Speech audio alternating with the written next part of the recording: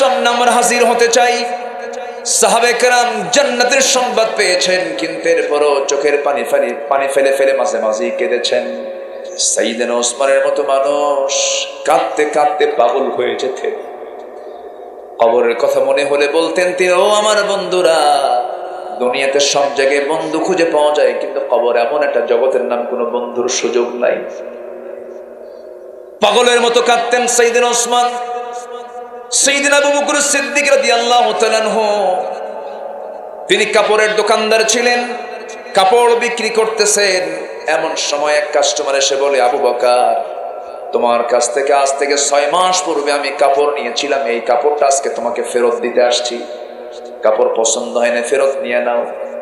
সাইয়েদনা আবু বকর কাপড়টা ফেরত নিলেন, টাকা তার হাতে ফেরত দিয়ে দিলেন। কাপড়টা হাতের মধ্যে নিয়ে তিনি হাউমাউ করে কাঁদতেছেন। সবাই বলে, আবু বকর কান্দো কেন, কি হয়েছে? তুমি তেমন করে কান্দো না, এমন করে আওয়াজ করে কাঁদো না, তুমি তো ধীরস্থির, তুমি তো শান্ত স্বভাবের মানুষ, চাপা স্বভাবের মানুষ, এমন করে তো কাঁদতে আমরা দেখি নাই কখনো, কাঁদো কেন? তিনি বলছেন, কান্না করার হেতু হলো, কারণ হলো এই যে কাস্টমার, তার কাপড় পছন্দ হয় নাই, তার সমস্যা মিটে গেছে, আমি তাকে টাকা দিলাম, সে আমাকে কাপড়টা দিয়ে গেল, সব মিটমাট হয়ে গেল। কিন্তু আবু বকর যখন মারা যাবে, কিয়ামতের দিন যখন আল্লাহর সামনে আবু বকর হাজির হয়ে যাবে, আল্লাহ যখন বলবে, আবু বকর, তোর দুনিয়ার জিন্দেগি তো অর্জন করা, তোর নামাজ, তোর জিহাদ, তোর দান, তোর সদকা, এই যে তুই আমার হাতে দিয়েছিলি, একটা আমলও আমার পছন্দ হয় না, এই আমলগুলো তোর হাতে নিয়ে নে, যা, আমি নেব না। আমি আবু বকর সেই দিন কোথায় যাব? আমি সেদিন কোথায় যাব? আমি কার কাছে গিয়ে ধর্ণা দেব? এই জন্য আমি ডুকরে ডুকরে কাঁদি। যে লোকগুলো দুনিয়াতে বসে জান্নাতের সংবাদ পেয়ে যান, তাদের চিন্তাগুলো কি দেখেন, কি ভয় তারা করেছেন আখিরাতের। এই জন্য আমার বন্ধুগণ, আমলনামাগুলো ভালো করে যত্ন করে রাখতে হবে, যেন আল্লাহর সামনে আমরা জবাবটা দিতে পারি। ডান হাতে আমলনামা নেব আমরা, কি চিন্তা করে তারা চলতেন দেখেন। সাইয়েদনা ওমর ফারুকের কথা মনে হয়ে গেল। তার একটা ছেলে ইবনে ওমর, আলীর ছেলে হাসানের সঙ্গে কথাবার্তা চলতেছিল। কথাবার্তা চলতে নিয়ে হঠাৎ করে হাসান রাগে বসে, ছোট মানুষ তো, রাগের মাথায় বলতেছে, ওরে ওমরের ছেলে, শোনো, বেশি মাস্তানি করো কেন? তুই চাকর, তোর বাপও আমার চাকর। এরকম রাগের ঠেলে কয় না, অনেক কিছু কয় না ছোটবেলায়, তুই চাকর, তোর বাপও আমার চাকর। এই কথাটা নিয়ে সে সোজা চলে এসে বাবার কাছে বলতেছে, আব্বা, আলীর ছেলে হাসান এই কথাটা বললো, আমাকে গালি দিয়ে বললো আমিও নাকি তার চাকর, আপনি ওমর তার নাকি চাকর। সাইয়েদনা ওমর ফারুক হাওমাও করে কেঁদে কেঁদে বলছে, আমার কলেজার টুকরা সন্তান সম্পূর্ণ সত্য কথা বলেছে, যা একটা কাগজে সুন্দর করে লিখে নিয়ে আয়, হাসান যেন লিখে দেয়, হাসানের চাকর তুই এবং আমি ওমর। এই লেখাটা যত্ন করে রাখবি আমার সন্তান, দাফনের সময় এই লেখাটা আমার দাফনের সঙ্গে দিয়ে দিবি, আল্লাহর সামনে আমি দেখাবো। আমার ভাইয়েরা, জান্নাত পাওয়ার জন্য তাদের কি ফিকির ছিল, কি চিন্তা তাদের মধ্যে লালন করত। ওমর ফারুক যখন শাসক থাকা অবস্থায় তিনি রাষ্ট্রের 1 বোতল মধু পেয়েছেন। সেই 1 বোতল মধু নিয়ে বাড়িতে আসছেন। মধু শুধু তিনি একা গ্রহণ করবেন না, তার প্রতিবেশী আরো 4 জন, মোট 5টা ভাগ হবে। মধুর বোতল নিয়ে বউয়ের কাছে এসে বলছেন, বউ শোনো, এই যে মধুর বোতলটা রাষ্ট্র থেকে এসে পেয়েছি আমি, এর কিছু অংশ মধু আমি নেব, আর 4 অংশ মধু আমার প্রতিবেশীরা পাবে, সমান 5 ভাগে ভাগ করে একটা অংশ আমাদের জন্য রেখে দিও। এই যে ধরো মধুর বোতল হস্তান্তর করার কয়েক সেকেন্ড পরেই বলছে, বউ আমার, রাগ করো না, আমি তোমাকে ভাগ করতে দেব না, বোতলটা আমাকে ফেরত দিয়ে দাও। এখন বলেন, এই কথা শুনলে পরে সাধারণভাবে বউরা খুশি হবে না রাগ করবে? বলেন, আমার আপনার বউ কি করবে? আস্তে কর, রাগ করবে না? যারা বিয়ে করবে না তারা কয় রাগ করবে, তুমি কেমনে বোঝো রাগ করবে? সাইয়েদনা ওমর ফারুক রাদিয়াল্লাহু তাআলা আনহু মধুর বোতল নেওয়া মাত্রই বউ খেপে গেছেন। আবার ইতিহাসে এসেছে যে ওমরের নাম শুনলে পরে রোম পারস্য থরথর করে কাঁপতো, সে ওমর তার বউকে আবার ভয় পেতেন। আলহামদুলিল্লাহ বলবেন না? বউকে ভয় পেলে কেমন? একজন বিচার প্রার্থী হয়ে তার বাড়িতে আসছে, বউয়ের সঙ্গে গন্ডগোল, এসে দেখে সাইয়েদনা ওমর ফারুকের বউয়ের সঙ্গে তার গন্ডগোল, চরম বাকবিতণ্ডা হচ্ছে, বউ শুধু বলেই যাচ্ছে। এই দৃশ্য দেখে ওই আগন্তুক ব্যক্তিটা চলে গেল, যাচ্ছে চলে। সাইয়েদনা ওমর ফারুক বলেন, এই তুমি আসলা কেন আর গেলে কেন? কিছুই তো বললে না। যে সমস্যা নিয়ে আমি আপনার বাড়িতে আসছিলাম সেই সমস্যা থেকে আপনার বাড়ির মধ্যে ঢুকে পড়ছে। কেন? আপনার বউ আপনার এত কিছু বললো, আপনি কিচ্ছুই বললেন না, তো আপনি আমার কি বিচার করবেন? সাইয়েদনা ওমর ফারুক বলেন, শোন, আমি ওমর, আমাকে চিনো তো? হ্যাঁ। আমার নাম শুনলে থরথর করে কাঁপে পড়া শক্তিগুলো। সেই ওমর, বউয়ের সামনে আমি দাঁড়িয়েছিলাম, আমার বউ আমাকে কত কি বললো, আমি কিছু কইছি না, তুইও কিছু বলিস না, যা। জোরে বলেন সুবহানাল্লাহ। ইসলাম কত সুন্দর। সাইয়েদনা ওমর ফারুক রাদিয়াল্লাহু তাআলা তার স্ত্রীর মোটিভটা বুঝলেন, ভাবলেন যে একে পরে বুঝাবো, কিচ্ছু বললেন না। সাইয়েদনা ওমর ফারুক রাদিয়াল্লাহু তাআলা আনহু মধুর বোতলটা হাতে নিয়ে এক প্রতিবেশীর কাছে গিয়ে বললেন, ও প্রতিবেশী, এই যে মধুর বোতলটা দিয়ে গেলাম, মধুর বোতলটা ভাগ করো, সমান 5 ভাগে ভাগ করে একটা ভাগ তুমি আমাকে দিবা। এক ভাগ তিনি নিলেন, তার কাছ থেকে নিলেন।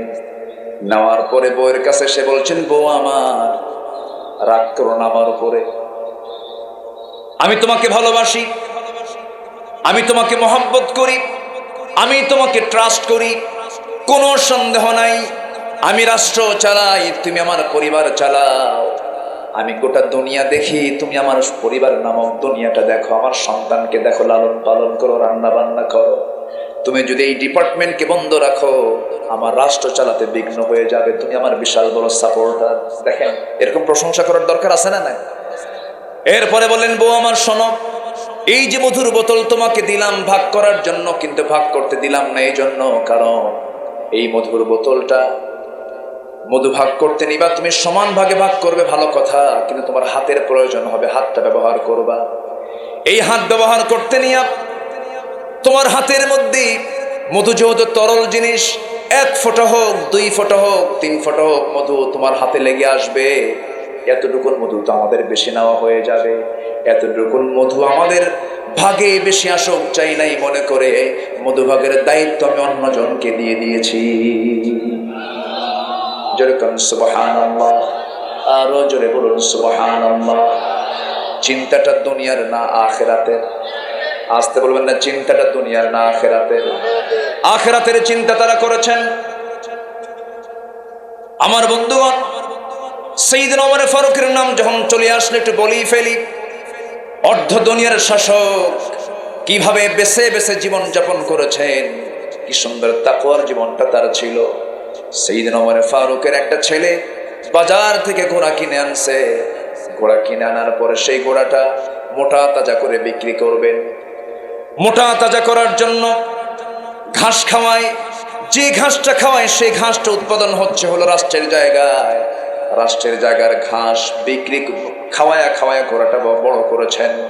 সেই ঘাসটা যখন খাওয়ায়া বড় হয়ে গেছে, ঘোড়া বিক্রি করতে গেছে বাজার থেকে, ঘোড়া বিক্রি করে বাজার থেকে চলে আসছে। টাকা নিয়ে যখন চলে আসছে, দরজায় দাঁড়ায় আছে ছেলে। ওমর ফারুক বলছেন, ও আমার সন্তান, তুমি থামো। ঘোড়া কিনছো কত দিয়া? এত দিয়া। বিক্রি করছো কত দিয়া? এত দিয়া। এই যে তোমার এতটা লাভ হলো, এই লাভের অংশটুকু তুমি কখনো নিজে ভোগ করতে পারবে না, এটা তোমার জন্য হারাম হয়ে যাবে। কারণ ঘোড়া এতদিন যাবৎ যত ঘাস খেয়েছে সেই ঘাস হলো রাষ্ট্রের জায়গার ঘাস। অতএব লভ্যাংশটা রাষ্ট্র পেয়ে যাবে। যেরকম সুবহানাল্লাহ। সম্মানিত ভাইয়েরা, আমি আমার নির্দিষ্ট সাবজেক্টকে সামনে রেখে মূল আলোচনার দিকে আস্তে আস্তে চলে যাচ্ছি। সূরাটার নাম কি বলুন তো?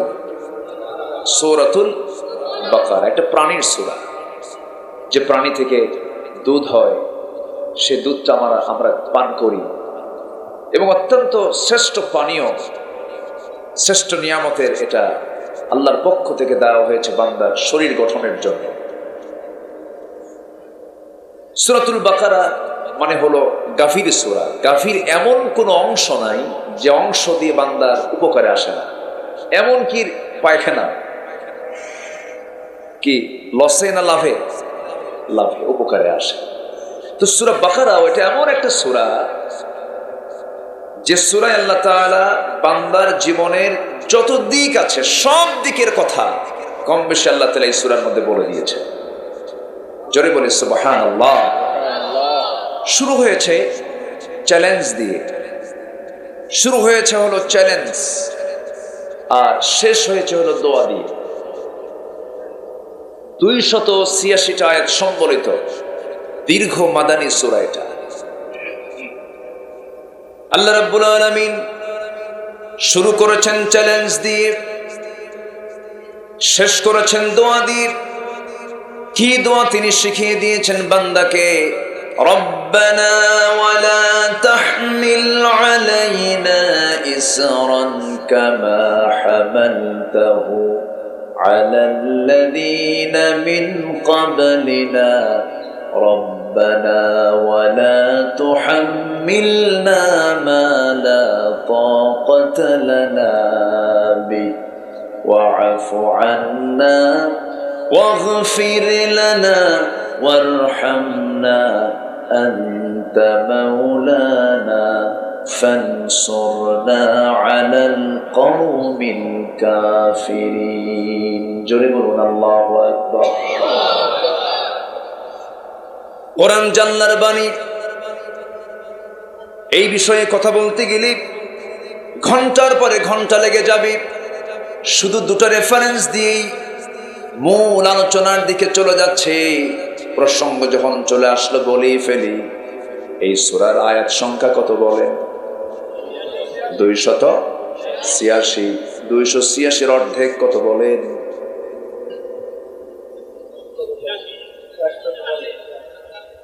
বলেন। আচ্ছা, কি আপনারা কি মন খারাপ করতেছেন? হুজুর, শুনতে আসলাম ওয়াজ, শিখানো অঙ্ক, এটা কেমন কথা? তাআল্লামুল ফারাইদ ফাইন্নাহা নিসফুল ইলম। ফরায়েজের জ্ঞান অর্জন করো, এটা হলো সকল ইলমের অর্ধেক বলেছেন মুহাম্মদ সাল্লাল্লাহু। অঙ্ক জানার দরকার আছে না নাই? যে হিসাবে হেরফের করবে তার জান্নাতে কি হিসাবে থাকবে? থাকবে না। এই জন্য অঙ্ক জানার দরকার আছে না নাই? আচ্ছা, অঙ্ক যে সাহাবীরা সবচেয়ে বেশি জানতেন, দেখি সুযোগ যদি হয় শেষের দিকে আমি মনে থাকলে বলব। জোরে বলি ইনশাআল্লাহ। 143। অর্ধেক কত? 143। এই সূরাতুল বাকারা কোরআন যে আল্লাহ নাযিল করেছেন, যে আল্লাহ আকাশকে বানিয়েছেন, আকাশ কি বিক্ষিপ্ত না সাজানো? অগোছালো না গোছালো? তারকাগুলো দেখতে কি অসুন্দর না মহাসুন্দর? আচ্ছা, এই মাহফিলের প্যান্ডেলকে সাজানোর জন্য কত লাইট লাগানো হয়েছে। আর এই বিশাল আকাশ, বিস্তৃত জমিন, এটাকে আলোকিত করার জন্য কয়টা লাইট? বলেন কয়টা লাইট? এক লাইটের চটি থাকা যায় না। কত সাজানো গোছানো। যে আল্লাহ সাজানো পৃথিবী, গোছানো দুনিয়া, সুন্দর করে জায়গা মতো সাবআতু আবহুর, 7 সমুদ্রকে সুন্দর করে স্থাপন করেছেন জায়গা মতো, সে আল্লাহ কোরআন কি ও গোছালো নাজিল করেছেন? গোছালো, সব সাজানো। এর আয়াতটা যেখানে সেটিং করা হয়েছে এটাও পরিকল্পিত, এটাও সাজানো সুন্দর করে। 286-র অর্ধেক হলো 143। 143 নম্বর আয়াতে মহান রব্বুল আলামিন কি বলেন দেখেন, وَكَذَلِكَ جَعَلْنَاكُمْ أُمَّةً وَسَطًا لِتَكُونُوا شُهَدَاءَ عَلَى النَّاسِ وَيَكُونَ الرَّسُولُ عَلَيْكُمْ شَهِيدًا। জোরে বলুন আল্লাহু আকবার। এমনই করে আমি তোমাদেরকে মধ্যম জাতি করে দুনিয়াতে পাঠিয়েছি। আমরা হলাম জাতিতে, আমাদের পরিচয় হলো আমরা মধ্যম জাতি। এই মধ্যম জাতি করে আল্লাহ তাআলা আমাকে পাঠিয়েছেন। আর মধ্যম জাতির ঘোষণা দিয়েছেন শেষ আয়াতে, প্রথম আয়াতে না মধ্যম আয়াতে? কোন আয়াতে? মধ্যম আয়াতে। তাহলে অর্থের সাথে সঙ্গতি রেখে আল্লাহ তাআলা আয়াতও সেট করেছেন। আমার ভাইরা, আল্লাহর পয়গম্বর ইউসুফ আলাইহিস সালাতু ওয়াস সালাম যখন ছোট মানুষ, স্বপ্নের মধ্যে দেখেছিলেন কি, ইন্নী রাআইতু আহাদা আশারা কাওকাবান ওয়াশ-শামসা ওয়াল-কমারা রাআইতুহুম লি সাজিদিন। হে আমার বাপ, হে আমার পিতা, স্বপ্নের মধ্যে আমি দেখতে পেলাম 11টা স্টার, 11টা নক্ষত্র, একটা সূর্য, একটা চন্দ্রমাকে সম্মানজনক সেজদা দিতেছে।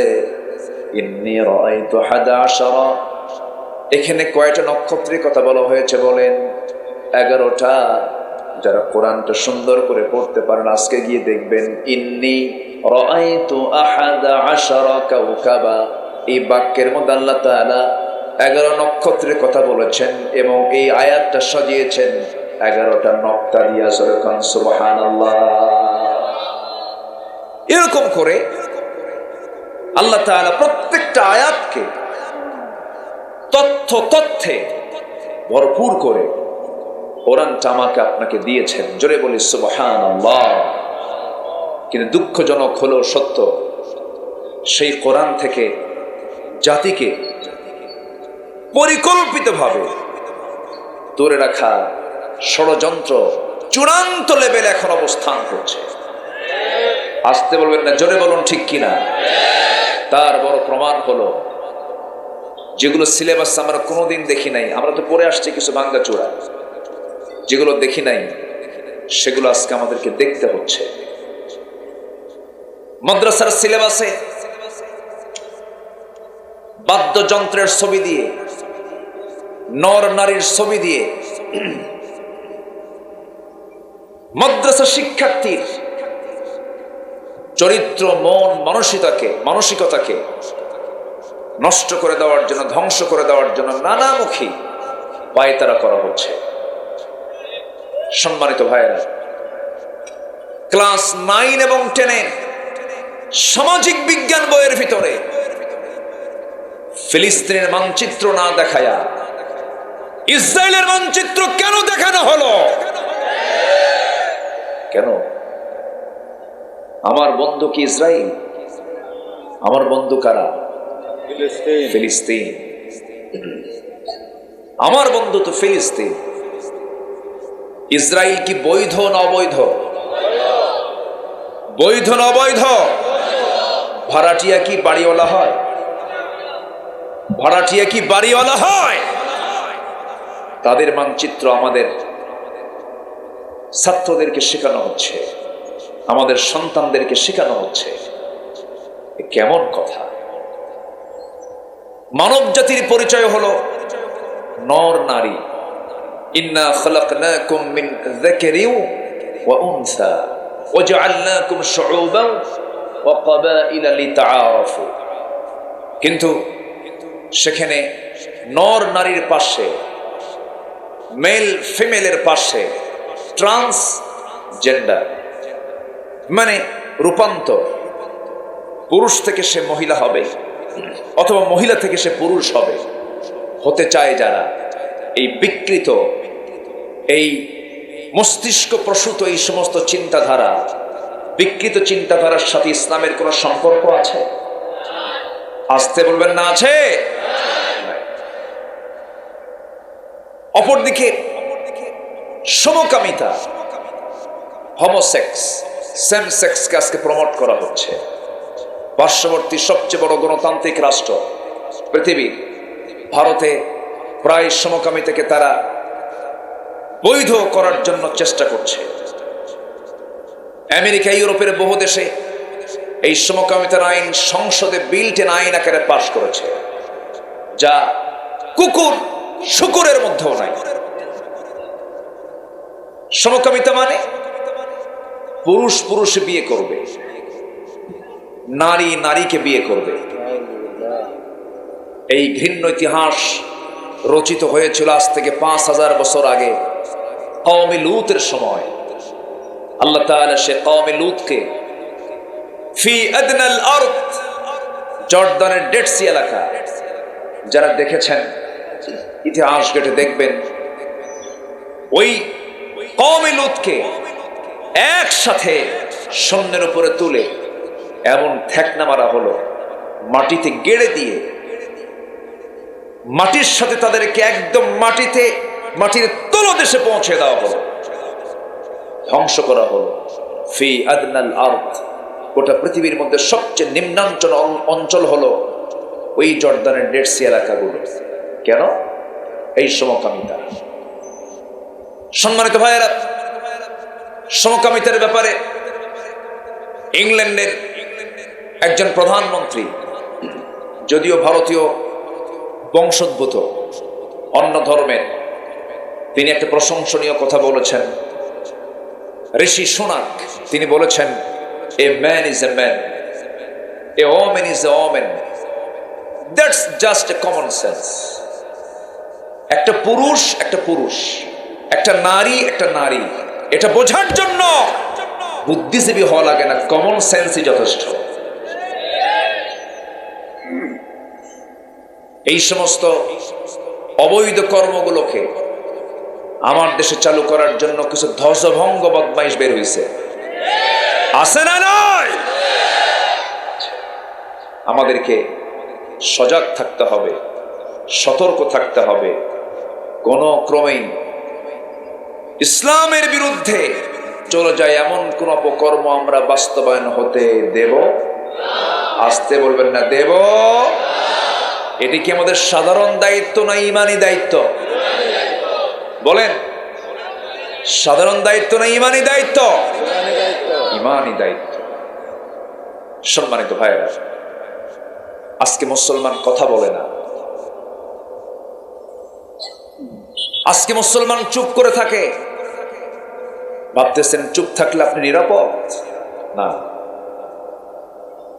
আশাদ্দুল আযাব মান কানা ফীহিম, আযাব যখন আসবে পীর বুজুর্গ ধরবে না, বাঁচবে না, সবগুলো শুদ্ধ আযাবে শেষ করে দিবেন। তিনি কে? আসতে বলবেন না, তিনি কে? আল্লাহ তাআলা। সম্মানিত ভাইয়েরা, প্রথম আহ্বান থাকবে আমার এটাই, কোরআনের মাহফিলে আমরা কোরআনকে শিখবো, জানবো, পরিবার বানাবো। জোরে বলি ইনশাআল্লাহ। কিন্তু আমরা যখন কোনো উপার্জন করতে যাব, হালাল খুঁজবো না হারাম খুঁজবো? হালাল না হারাম? হালাল। হালালের দিকে যেতে হবে। আল্লাহ রাব্বুল আলামিন আরেক জায়গায় বলছেন, বান্দাকে বুঝিয়ে বুঝিয়ে বলছেন, বান্দা ইয়া আইয়ুহাল্লাযীনা আমানু কুলু মিন তাইয়্যিবাতি মা রাযাকনাকুম ওয়াশকুরু লিল্লাহ ইন কুনতুম ইয়্যাহু তা'বুদুন। জোরে বলুন আল্লাহু আকবার।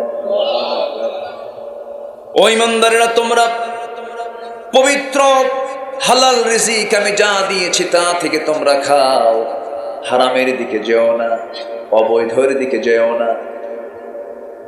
হারাম খাদ্য দিয়ে গঠন করা তোমার দেহ দিয়ে তুমি তাহাজ্জুদ পড়বে, কোনো কাজ হবে না।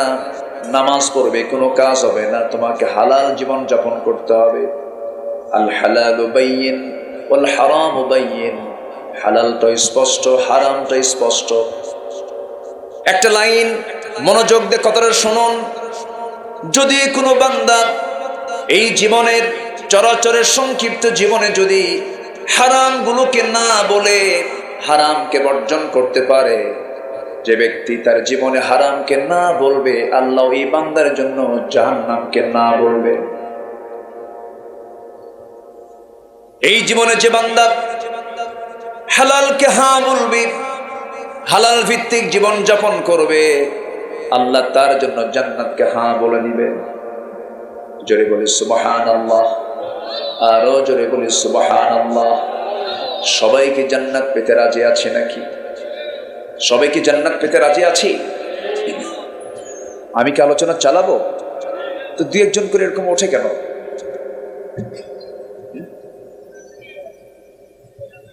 বলেন সমস্যা? একটু জিকির করুন, লা ইলাহা,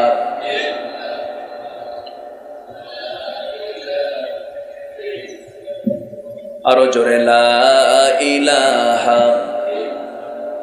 আরো জোরে লা ইলাহা, সুবহানাল্লাহ আলহামদুলিল্লাহ,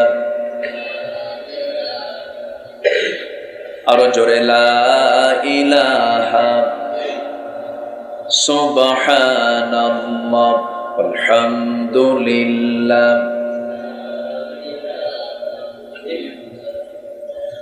লা ইলাহা ইল্লাল্লাহ মুহাম্মাদুর রাসূলুল্লাহ সাল্লাল্লাহু আলাইহি ওয়াসাল্লাম। মদ খাওয়া কি? আস্তে খাও, আরো জোরে। মদ কি ছোটখাটো হারাম? বলেন। আমার দেশে মদের বোতল তো নাই, মদের দোকান, মদের লাইসেন্স, মদের আইন আছে, অথচ আমার রাসূল বলেছেন আল খামরু উম্মুল খাবাইস, মদ হলো সমস্ত পাপের মা।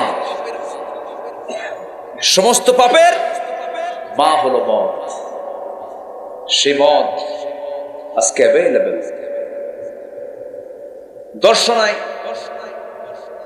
একটি মদের ফ্যাক্টরি আছে, গত বছর কয়েকশো কোটি টাকা লাভ হয়েছে, আলহামদুলিল্লাহ। লাভ হয়েছে তো। তাহলে মদের ফ্যাক্টরিও আছে। আবার আমার দেশে কিছু হুজুর আছে, এরা মদের ফ্যাক্টরিতে যদি দোয়ার জন্য নেয়, ওরা দোয়া করতে যায়, দোয়া করে দেয়। আছে না নাই? সিনেমা হল উদ্বোধন হবে, হুজুরকে ডাক দেয়, হুজুর একটু দোয়া করে দিতে। দোয়া করে, আল্লাহ এই সিনেমার বরকত দিয়ে দেয়। আছে এরকম তেলবাজ হুজুর? আছে না নাই? এক হুজুর কোরআন তেলাওয়াত করে গোটা পৃথিবীকে হারিয়ে দিয়ে ফার্স্ট পুরস্কার নিয়ে আসছে। আবার আরেক আলেম কোরআন প্রতিষ্ঠার সংগ্রাম করতে গিয়ে ধুকে ধুকে 13 বছর জেলখানায় জীবন পাড়ি দিয়ে জান্নাতের পাখি হয়ে এখন উড়াচ্ছে, উড়িয়ে বেড়াচ্ছে। এখান থেকে প্রমাণ হয় কোরআন তেলাওয়াতে রক্ত দিতে হয় না, কোরআন তেলাওয়াতে রক্তের প্রয়োজন হয় না, কোরআন প্রতিষ্ঠায় রক্ত দিতে হয় মুসলমান। অতএব কোরআন তেলাওয়াত আর কোরআন প্রতিষ্ঠার কাজ এক নয়। কোরআন তেলাওয়াত মুনাফিকরাও করে। আস্তে কোন কেন? আস্তে কোন কেন? আল্লাহর সৃষ্টির দুই পিঠ, একটা ইহকাল, আরেকটা কি পরকাল। আমরা কোন পিঠ নিয়ে চলবো? কোন পিঠকে সামনে রেখে চলবো?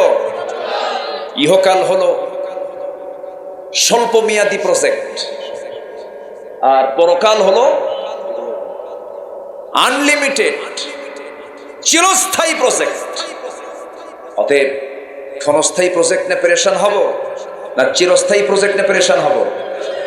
চিরস্থায়ী প্রজেক্ট নিয়ে আমাকে আপনাকে সামনে এগিয়ে চলতে হবে। আমি তো আজকে এমন সাবজেক্ট নিছি যে সাবজেক্ট অনেকের কাছে পছন্দ হবে না, কারণ মদ, জুয়া, সুদ এগুলো কইলে তো মানুষ মন খারাপ করে। কিছু নাকি সাবজেক্ট চেঞ্জ করবো? বললেও তো শুনবো না। কি কথা বোঝেন নাই? বললো কি শুনবো? আমি শুনবো। এই সময় কেউ উঠেন না, উঠলে ভাববো যে ওটাই সুদ খায়, বসে থাকে। একটু মনোযোগ দিয়ে কতগুলো শোনেন। আমি একটু আগে উঠতে চেয়েছি, একটু উঠতে দেরি হয় বড় মাহফিলগুলোতে। একটু যাই হোক, কত সময় তো বহুদিকে চলে যায়, একটু বসি না আজকে সময়টা ব্যয় করে কোরআনের জন্য, জোরে বলি ইনশাআল্লাহ। তাহলে মদ সকল পাপের কি? এটা কি মোল্লার কথা? বলেছেন মুহাম্মদ সাল্লাল্লাহু আলাইহি ওয়াসাল্লাম। কেমন করে দেখেন, একটু মনোযোগ দিয়ে শোনেন। কোন এক আল্লাহওয়ালা এক নগরে বসবাস ছিল তার। ওই নগরী একজন জঘন্য নারী, পতিতা নারীর বসবাস ছিল। সে সারা জীবন পতিতাবৃত্তি করে বেড়াতো। এই মহিলা একদিন টার্গেট করলো, হাজারো পুরুষের জীবন নষ্ট করেছি, এই আল্লাহওয়ালাকে একদিন ধরবো আমি। কৌশলে আল্লাহওয়ালাকে ঘরের মধ্যে তুলে ফেলে বলতেছে, ও আল্লাহওয়ালা, আমি হলাম এই নগরের সবচেয়ে খারাপ একজন নারী, পতিতা নারী। আমি তোমার সামনে 3টা কাজ তোমার সামনে আমি রেখে দিলাম, যে কোনো একটা কাজ তোমার বেছে নিতে হবে। এই 3টি কাজের যে কোনো একটা কাজ যদি বেছে না নাও, আমি এমন চিল্লান দেব, নগরবাসীকে আমি জানায় দেব তুমি খারাপ মানুষ। মহিলা বলতেছে, নাম্বার 1, এই যে মদের বোতল, এখান থেকে 1 ঢোক তোমাকে খেতে হবে। যদি নারাজি না হও, আমার সঙ্গে তোমাকে জেনা করতে হবে। তাও যদি রাজি না হও, এই যে সামনে একটা শিশু দাঁড়ায় আছে, এই শিশুকে তোমার হত্যা করতে হবে। আল্লাহওয়ালা মনে মনে চিন্তা করে, জেনা করলে ঈমান থাকে না, হত্যা তো প্রশ্নই আসে না, মদ্যপান তো হারাম, কি করি।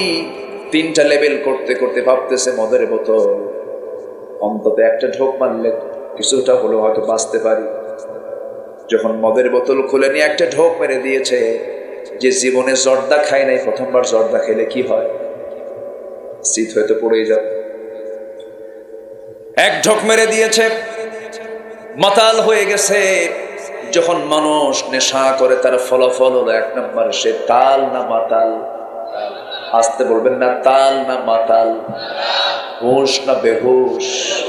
নিজের মেয়ে নিজের বউ চেনে না, নিজের মা নিজের বোন চেনে না, বেতাল হয়ে যায়, উল্টা পাল্টা বলতে থাকে। আল্লাহ তাআলা এই মদের যতগুলো ক্ষতিকর দিক তিনি তুলে ধরেছেন, এর মধ্যে সবচেয়ে বড় ক্ষতিকর দিক হলো, যেই কাজে মস্তিষ্ক ঠিক না থাকে সেই কাজ কখনো হালাল হতে পারে না।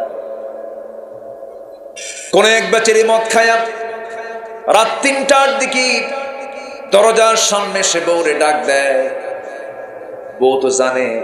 বউ কিন্তু জানে স্বামী কেমন। সার্টিফিকেট যদি কোনো মানুষ নিতে চায়, চেয়ারম্যানের সার্টিফিকেট নেওয়ার আগে, নাগরিকত্ব সনদ নেওয়ার আগে, সবার আগে সার্টিফিকেট নিতে হবে বউয়ের কাছে, স্বামীর কাছে বউয়ের, ঠিক কিনা? কারণ বউ জানে আমার স্বামী কয় নাম্বার লুচ্চা, এটা জানে। সব জায়গায় বুজুর্গি চলে, বউয়ের কাছে বুজুর্গি হক কঠিন। 3টার দিকে ডাক দিয়ে বলে, দরজায় টোকা নাড়তেছে, দরজা খোল। স্বামীর আওয়াজ শুনেই বউ ভাবতেছে এ তো খাই আসছে। বড় একটা ছেলে আছে ঘরে, তাকে ডাক দিয়ে বলে, আব্বা উঠো, তোমার বাপ আসছে রাত 3টার দিকে, তোমার আব্বার তো নেচার তুমি জানো, কি যে করে, হুঁশ তো নাই, সাথে একটু চলো। সাথে ছেলেকে নিয়ে ভয়ে ভয়ে দরজা খুলছে। লাল টকটকা চোখ, ডাবল খাইছে। কি খাইছে? ডাবল। খাইয়া বউয়ের দিকে তাকায় বলে, আম্মা আসসালামু আলাইকুম। বউ কয়, হাই রে আমার কপাল, তোমার কি একটু হুঁশ হলো না? পাশে একটা ইয়াং ছেলে দাঁড়ানো, তুমি তার সামনে আমারে আম্মা বলে ডাকো। ছেলের দিকে তাকায় বলে, দুলা ভাই আসসালামু আলাইকুম। নেশা। আমার বন্ধুগণ, নেশা করলে হেতাহেত কোনো সেন্স থাকে না। ওই আল্লাহওয়ালা বাঁচার জন্য প্রথমে সে বেছে নিল 1 ঢোক বোতল থেকে 1 ঢোক মদ। 1 ঢোক মদ যখন খেয়ে নিয়েছে, মাতাল হয়ে গেছে, মাতালে জেনা হয়েছে, খুন হয়েছে। পরবর্তী যে 2টা কাজ, সেই কাজটা তার জন্য ইজি হয়ে গেল, কারণ মাথা ঠিক না থাকলে সব হয়ে যায়। মদ সমস্ত পাপকে ডেকে আনে। মদ আছে যেখানে, জেনা আছে সেখানে, জেনা আছে যেখানে, খুন আছে সেখানে, ঠিক কিনা? খুন আছে সেখানে। আজকে সে মদ অ্যাভেলেবেল। যুবকরা, সেই দল করতে যাবে না যে দলের নেতা তোমাকে মদের বোতল তুলে দেয়, যে নেতা তোমার হাতে সিগারেটের প্যাকেট তুলে দেয়, যে নেতা তোমাকে নামাজের দায়িত্ব পালনের জন্য অর্ডার দেয় না, যে নেতা তোমাকে তোমার সামনে নারী তুলে দেয় জিনা করার জন্য, নামাজের কথা বলে না, দ্বীনের কথা বলে না, কোরআনের কথা বলে না, ওই সমস্ত নেতৃত্বের মুখে আমরা জুতা মারি, থুতু মারি। আজকে শুধু আমার দেশের শুধু যদি নেতৃত্ব ঠিক থাকতো, এই দেশ হতো দক্ষিণ এশিয়ার সবচাইতে শীর্ষ একটি উন্নয়নশীল দেশ, ঠিক কিনা? উন্নয়নের শিখর অবস্থান করত। আমার দেশ দুর্নীতিতে তো জিরো নাকি? জিরো নাকি? ও হিরো, হিরো নাম্বার 1। কম কথা। এদেশের শ্রমিক, এদেশের প্রবাসী, এদেশের কৃষক, অশিক্ষিত প্রবাসীরা বিদেশে গিয়ে পাখির মতো ঝুলে ঝুলে বিল্ডিং এর কাজ করে। বাবার চেহারা দেখে না, মার চেহারা দেখে না, ছেলে মেয়ের চেহারা দেখে না, বউটাকে দেশে রেখে কত কষ্ট করে প্রবাস জীবনে থেকে কোটি কোটি টাকা এই রেমিটেন্স গুলো পাঠায়। অশিক্ষিত তারা। শ্রমিক গার্মেন্টস শিল্পকে কিভাবে বৈষম্যের বেতন, সামান্য বেতনে চাকরি করে হ্যান্ড টু মাউথ দেশকে তারা এগিয়ে দিচ্ছে। কৃষক পরিশ্রম করে করে দেশকে এগিয়ে দিচ্ছে। অশিক্ষিত তারা, এরা সব অশিক্ষিত। অশিক্ষিতরা দেশকে আগায় দেয়, পিছায় দেয় কারা? সব শিক্ষিত বলা যাবে না। শিক্ষিত নামের কিছু কলম চোরেরা যারা কোরআন সমাজে চায় না। কথা ক্লিয়ার? কথা ক্লিয়ার? অনেক কথা আছে, জমা হয়ে আছে। 15 কি বলে 16, 17, 18 এসেছি, এরপরে তো আসা হয় নাই। তো এই কাঁচাগুলো আদায় করতে হবে। থাকেন, কথা শোনাবো, জোরে বলি ইনশাআল্লাহ। খুব ভালো মানুষ আপনারা, আলহামদুলিল্লাহ। তাহলে আমাদের হারাম ছেড়ে দিতে হবে, হালাল ধরতে হবে, জান্নাত ক্লিয়ার হয়ে যাবে। জোরে বলি ইনশাআল্লাহ। তাহলে মদ খাওয়া কি? মদের দোকান দেওয়া, হ্যাঁ, মদের লাইসেন্স নেওয়া। বছর 5 আগে, হ্যাঁ 5 বছর আগে আমি একটু ইনসাইডে ছিলাম, ভিতরে গেছিলাম, বুঝলেন না? তো ভিতরে ঢুকলাম, বিভিন্ন ধরনের লোকজন তো দেখা হয়। এক বুড়ো চাচা দেখে 80 বছর বয়স, উনি ভিতরে ঢুকছে। ওনার নাকি ওই যে বিস্ফোরক মামলা। তো আমাকে এসে কাগজ দেখায় বলে, হুজুর বিস্ফোরক কি হুজুর? একে খায় না কি করে? মানে উনি বোঝেই না এটা। 80 বছর বয়সে উনি নাকি বিস্ফোরণ করছে। কি শক্তি 80 বছরের বুড়ার, চিন্তা করেন। বিচিত্র মানুষ দেখছি তো। এক বেচারে এসে বলে, আমি বললাম ভাই আপনি কি করেন? আমার মানে বলতেছে হুজুর আমি আপনার অস্ত্র শুনি। তো আপনি কি করেন? হুজুর আমি একটু ইয়াবার কারবার করি। তো মানে আপনি এটা কি করেন? তো ভাই আমি তো খাই না, আমি খাওয়াই। কি কথা কি বুঝতেছেন আপনি? হুজুর আমি হজও করছি। তাহলে উনি হজ করেছেন, উনি আমার ওয়াজও শোনেন, নামাজও পড়ে, ইয়াবা নিজে খায় না, একটু খাওয়ায়। কি কথা কি বোঝা যায়? বিচিত্র মানুষ কিন্তু পৃথিবীতে আছে। আমার দেশে কিছু মুসলমান আছে, এরা সারা বছর নামাজ পড়ে না, রমজানে এমন নামাজ পড়ে আসলে নামাজে ফেল। ঠিক আছে না? শুধু দেশেই পড়ে না, যেখানে যে পড়লে 1 লক্ষ গুণ সওয়াব পাওয়া যায় সেখানেও যায়। একদম মক্কা একা পারে না, হুজুর একটা ভাড়া নেয়। হুজুর একটা ভাড়া নিয়ে কয়, হুজুর চলেন, আপনার আসা যাওয়া ফ্রি, আপনি আমার সঙ্গে উমরায় যাবেন, আপনি এমন দোয়া করে দিবেন আমার জন্য যেন আল্লাহ আমারে জান্নাত পার করে জাহান্নাম দিয়ে দেয়।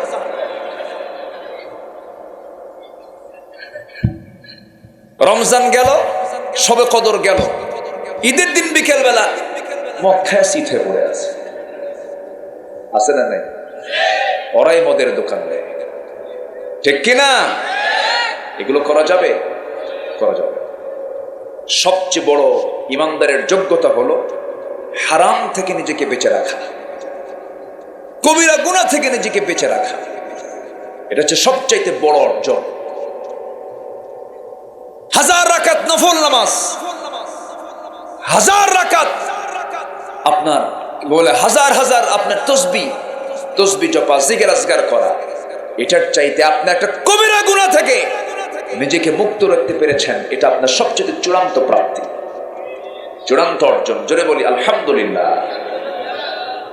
আল্লাহ রাব্বুল আলামিন বলেন, ইন তাজতানিবু কাবাইরা মা তুনহাউনা আনহু নুকাফির আনকুম সাইয়্যাতিকুম ওয়া নুদখিলকুম মুদখালান কারীমা। বান্দা, তুমি যদি বড় বড় কবিরা গুনাহগুলো ছেড়ে দাও, ছোট ছোট গুনার দিকে আমি আল্লাহ তাকাবই না। আমি তোমার সমস্ত গুনাহগুলোকে মাফ করে সম্মানজনক জান্নাত আমি তোমারে দিয়ে দেব। কবিরা গুনাহগুলো করা, কবিরা গুনাহগুলো হলো হারাম কাজ, যেটাই কবিরা সেটাই হারাম। মদের কারবার করা যাবে না, জেনার কারবার করা যাবে না। যুবকরা, তুমি যে কোন নারীর সঙ্গে ফেসবুকে চ্যাট করছো, মেসেঞ্জারে নক দিচ্ছ, আবার একজন প্রশ্ন করে, হুজুর ফজরের সময় যদি আমার গার্লফ্রেন্ড আমাকে একটু ফোন দিয়ে ডেকে দেয়, নামাজের জন্য জায়েজ আছে নাকি? দেখছেন, ডাকার জন্য আর কোনো মুয়াজ্জিন খুঁজে পায় না। আছে না? এগুলো আছে না? আরেকদিন আরেকটা ছেলে ফোন দিচ্ছে আমার ফোনে, ফোন দিয়ে বলে, হুজুর একটা প্রশ্ন করি। কি? 2 বছর আমার একটা মেয়ের সঙ্গে আমার খুব রিলেশন, তো হঠাৎ করে 1 মাস আগে সে আমাদের ফাঁকি দিয়ে চলে গেছে, হুজুর ওর কি গুনাহ হবে না? তো বললাম, তুমি আমার ফোন করছে কেন? তুমি সামনে আসো, তুমি কোন আল্লাহর বান্দা একটু দেখি তোমার। এই তো হচ্ছে অবস্থা। আমি আমার চোখ এরকম দেখেনি কখনো, যারা বিবাহ পূর্ব মানে অবৈধ রিলেশন করে সম্পর্ক গড়ার পর ওর ঔরসে যে সন্তানটা হয়েছে ওটা আল্লাহওয়ালা হয়েছে, আমি এরকম দেখি নাই। আমার কথা কি ক্লিয়ার? বুঝতেছেন তো? সবাই বুঝতেছেন তো? যুবকরা, এগুলো করা যাবে না। বিবাহ পূর্ব ওয়ালা মুত্তাখিদি আখদান ওয়ালা মুত্তাখিদাত আখদান, এমন কোন সুযোগ ইসলামে নাই। বিয়ের প্রয়োজন, আমি খুব বলি এই ব্যাপারে কথা, খুব বিয়ের প্রয়োজন। বিয়ের সম্পর্ক ক্যারিয়ারের সাথে নয়, বিয়ের সম্পর্ক হলো যৌবনের সাথে, চরিত্র রক্ষার সাথে। বিয়ে করে ফেলতে হবে। কি যুবকরা রাগ করলে নাকি? হুজুর বুঝবেন না তো, বিয়ে করা তো সহজ বলতেছেন, কি করে খাওয়াবো এরকম চিন্তা করো নাকি? এগুলো চিন্তা করা যাবে না। বান্দা যার দায়িত্ব আস্তে কয়, বান্দা যার দায়িত্ব, আমার চাইতে আমার ব্যাপারে বেশি চিন্তা কার? আল্লাহর চিন্তা মানে আমার ব্যাপারে নাই নাকি? আমার চেয়ে কম না বেশি? সার্বক্ষণিক ফেরেশতা আছে না নাই? তদারকি আছে না নাই? খোঁজ খবর আছে না নাই? সবচেয়ে আমাকে বেশি দেখেন তিনি কে? শুধু আমাকে দেখেন না, সব দেখেন। আলহামদুলিল্লাহ রাব্বিল আলামিন। স্থলভাগে প্রাণী বেশি না জলভাগে প্রাণী বেশি? স্থলভাগ না জলভাগ? স্থলভাগের কত প্রাণী আছে? স্থলভাগের চাইতে ডাবল প্রাণী হলো জলভাগে। একটা প্রাণী আছে জলভাগের সবচেয়ে বড় প্রাণী, নীল তিমি, যার হাড়ের ওজন হলো 600 কেজি। ছোটখাটো একটা গাড়ি, ছোটখাটো একটা কি 600 কেজি ওজন হলো ওর হার্টের যে হার্ট বিট হয় মানে হৃদস্পন্দন যেটা হয়, ওটার আওয়াজ 3 মাইল দূর থেকে শোনা যায়। 600 কেজি ওজন একটা হার্টের, ওর খাবারটা কি কম? ওর হার্ট যদি এরকম নড়ে আর এত বড় হার্ট হয়, তার খাবারটা কি লাগে? কে দেয়? আস্তে করে কে দেন? আবার এত ওজনের 1700 হর্স পাওয়ার পিছনের অংশ দিয়ে সে বড় বড় জাহাজ কাটকায় দেয়। সম্মানিত ভাইরা, আবার ছোট্ট ছোট্ট প্রাণী যেরকম পিঁপড়ার গায়ের ওজনের চাইতে ওর মাথায় যে খাবার বহন করে, তা দেহের ওজনের চাইতে ওই খাবারের ওজন 40 গুণ বেশি। এত শক্তি আল্লাহ তাআলা পিঁপড়ার গায়ে দিছে। আচ্ছা, আমার ওজন যা, আমি মাথায় তার কতটুকু বেশি নিতে পারবো বলে? আমি না হয় 2 মণ হলাম, কি 10 মণ নিবে? 20 মণ পারবেন? পিঁপড়া নিচ্ছে ওর ওজনের চাইতে আরো 40 গুণ বেশি ওজন মাল মাথা। তাহলে এখন বলেন তো, শক্তির দিক থেকে আমি ফার্স্ট না পিঁপড়া ফার্স্ট? আচ্ছা, পিঁপড়ার নাকের ঘ্রাণ বেশি না আমার নাকের ঘ্রাণ বেশি? ভালো করে কন, আরো জোরে। শুধু বেশি না, কয়েক হাজার গুণ বেশি।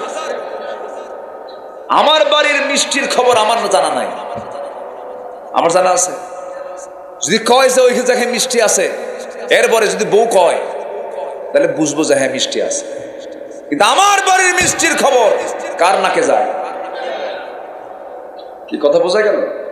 আল্লাহ সবাইকে দেখে, কি নাকের পাওয়ার দিছে। ফেন্সিডিলের বোতল আর মদের বোতল কোন জায়গায় আছে? মানুষের নাকে আগে যায় না কুত্তার নাকে আগে যায়? কার নাকে যায়? 28,000 গুণ বেশি ঘ্রাণ আমার আপনার চাইতে কুত্তার নাকে, কুকুরের নাকে। এগুলো কে দেন? আসতে বলবেন না, কে দিয়েছেন? আল্লাহ দিয়েছেন। আমার বন্ধুগণ, কোনো টেনশন করা যাবে না। হুজুর, হারাম না খেলে বাঁচবো কেমনে? হারাম পন্থা অবলম্বন না করলে আমার চাকরি মিলবে কেমনে? এগুলো শিরকের কথা, এগুলো বিশ্বাস করা যাবে না। হালাল ভিত্তিক জীবন যাপন করব, হালাল ভাবে চলব। আদ-দুনিয়া সিজনুল মুমিন ওয়া জান্নাতুল লিল কাফির, হুজিবাতুল জান্নাহ বিল মাকারিহ, হুজিবাতুন নারু বিশ শাহওয়াত। জান্নাতটা সাজানো হয়েছে কষ্ট দিয়ে, আর জাহান্নামকে সাজানো হয়েছে আরাম আয়েশ দিয়া। এই দুনিয়াতে যারাই আল্লাহওয়ালা হয়েছেন, যারা এই দ্বীনের পথে টিকে থাকতে চেয়েছেন, তাদের জীবনটা ভালোভাবে যায় নাই। খোদ আমার নবী মুহাম্মদ সাল্লাল্লাহু আলাইহি ওয়াসাল্লামের জীবনও তাই হয়েছে। আমার বন্ধুগণ, অনেকে বাঁচতে চায়। ইমাম ইবনু তাইমিয়া রাহিমাহুল্লাহ সিরিয়ার দামেস্কের জেলখানায় কারারুদ্ধ। ইমাম ইবনু তাইমিয়াকে জেলখানায় আটকে রেখেছে জালিম শাসকরা। জেলখানায় তিনি আটকের অবস্থায় জেল সুপার, সেই জেলের জেল সুপারের সে চোখের পানি ফেলে ফেলে কান্দে আর বলে, হুজুর, আপনাকে দেখে বড় মায়া হয়, আপনি কত বড় আলেম, মেহেরবানি করে মাফ করে দিবেন, আমরা হুকুমের গোলাম। এই কথা এখনো কয় না? এখনো বলে না এগুলো? আমরা হুকুমের গোলাম। ইমাম ইবনু তাইমিয়া বললেন, ও জেল সুপার, তুমি আমার সামনে চোখের পানি ফেলে ফেলে যে কথাটা বলতেছো আমি হুকুমের গোলাম, এই কথা বলে তুমি নাজাত পাবে না। কারণ তোমার মতো অপদার্থ ব্যক্তিদের কারণেই জালিমরা জুলুম করার সুযোগ পেয়ে যায়। সবাই বলবেন হুকুমের গোলাম, কথা বলবে কে? কথা বলার দরকার আছে না নাই? সম্মানিত ভাইরা, একটা কথা মাথায় রাখবেন, গোটা দুনিয়া জুড়ে হারামের ছড়াছড়ি, কিন্তু এর মাঝে আমাকে টিকে থাকতে হবে হলো ওই মাছের মতো, যে মাছ বসবাস করে কাদার ভিতরে কিন্তু গায়ে কোনো কাদা লাগে না। কোন মাছ? কোন বাইম মাছের ছোটটার কি কয়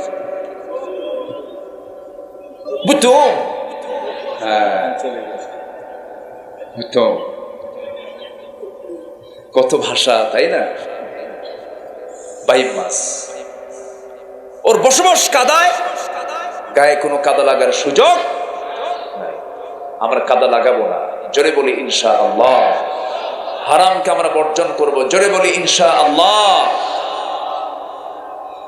পৃথিবীতে যে ব্যবসাগুলো সবচাইতে এখন হাইলাইট, একদম ফরওয়ার্ডে আছে, এক নম্বর হলো মদ। এক নম্বর কি? মদ। বিশ্বব্যাপী মাদক ব্যবসার মূল্য হলো বছরে $321 বিলিয়ন। চিন্তা করেন। আচ্ছা, মদ বিক্রির পরিমাণ হলো বছরে বিশ্ব বাণিজ্যে বিশ্বব্যাপী $1600 বিলিয়ন। অস্ত্র ব্যবসা গোটা পৃথিবীতে বছরে বিশ্বব্যাপী $100 বিলিয়ন। পতিতা ব্যবসা, পতিতাবৃত্তি, জেনার লাইসেন্স নিয়ে যারা পতিতার ব্যবসা করে, বছরে বিশ্ব বাণিজ্যে এটার দ্বারায় বার্ষিক $400 বিলিয়ন। জুয়ার কারবার চলে, ক্যাসিনোর কারবার চলে, বছরে $110 বিলিয়ন। কম্পিউটার গেমসে এই যে ফ্রি ফায়ার, পাবজি, এই ছেলেরা বোঝো না? ঠিকই হাসতেছে, কুটকুট করে হাসে, বোঝে কিন্তু সবকিছু, এরপরও খেলে। এগুলো খেলবা না। বিশ্বব্যাপী বার্ষিক এটার ব্যবসা হয় প্রায় $54 বিলিয়ন।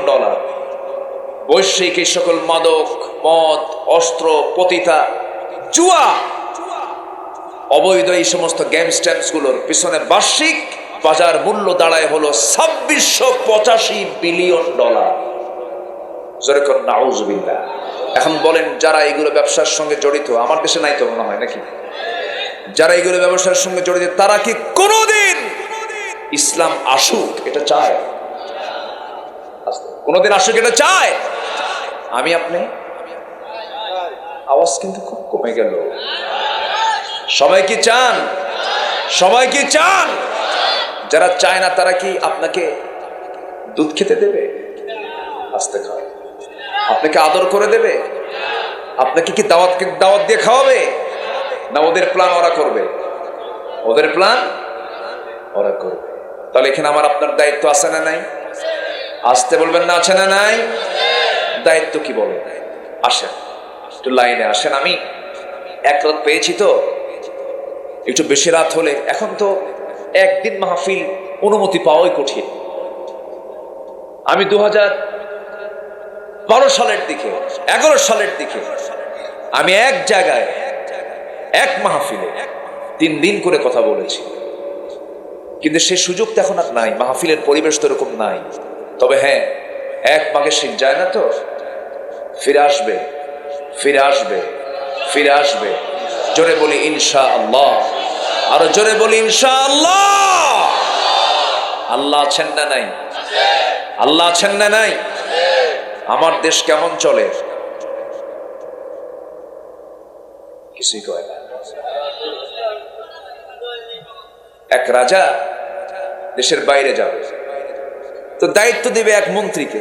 মন্ত্রীকে বলল, মন্ত্রী তোমারে রেখে যাচ্ছি, তুমি আমার দায়িত্ব পালন করবে, রাজত্ব চালাবে, আমি 1 মাস পরে আসতেছি, ভালো করে চালাবা কি কাজ জানো। 1 মাস পরে রাজা চলে আসছে, এসে বলতেছে, মন্ত্রী কেমন চালালা দেশ? আমার রাজ্যের কি অবস্থা বলো?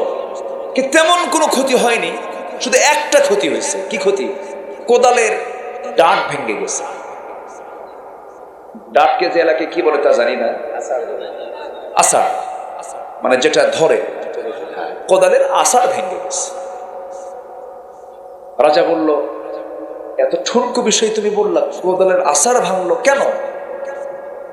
ওই যে আপনার প্রিয় গাধাটা মারা গেছে, তো ওর কবর খনন করতে নিয়ে কোদালের এই আষাঢ়টা ভেঙে গেছে। মানে আমার গাধাটা মারা গেছে? হ্যাঁ মারা গেছে। গাধাটা মরলো কেমনে?